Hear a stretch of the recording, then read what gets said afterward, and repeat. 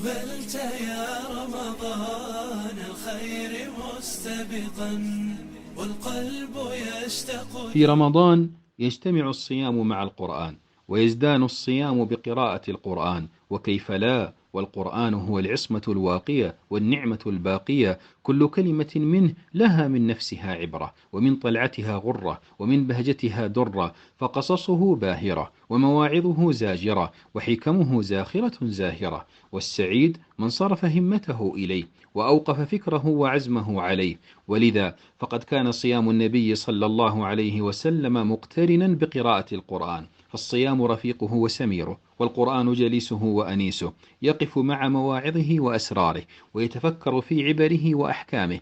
قال ابن عباس: كان رسول الله صلى الله عليه وسلم أجود الناس، وكان أجود ما يكون في رمضان حين يلقاه جبريل فيدارسه القرآن، فلرسول الله صلى الله عليه وسلم حين يلقاه جبريل أجود بالخير من الريح المرسلة.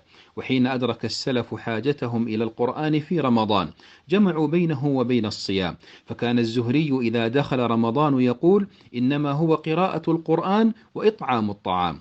وكان سفيان الثوري إذا دخل رمضان ترك جميع العبادة وأقبل على قراءة القرآن.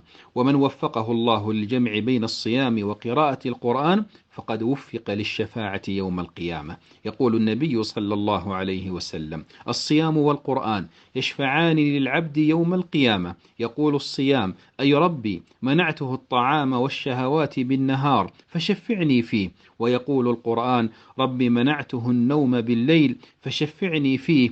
قال: فيشفعان. وصدق الله يوم قال. وكذلك أوحينا إليك روحا من أمرنا ما كنت تدري ما الكتاب ولا الإيمان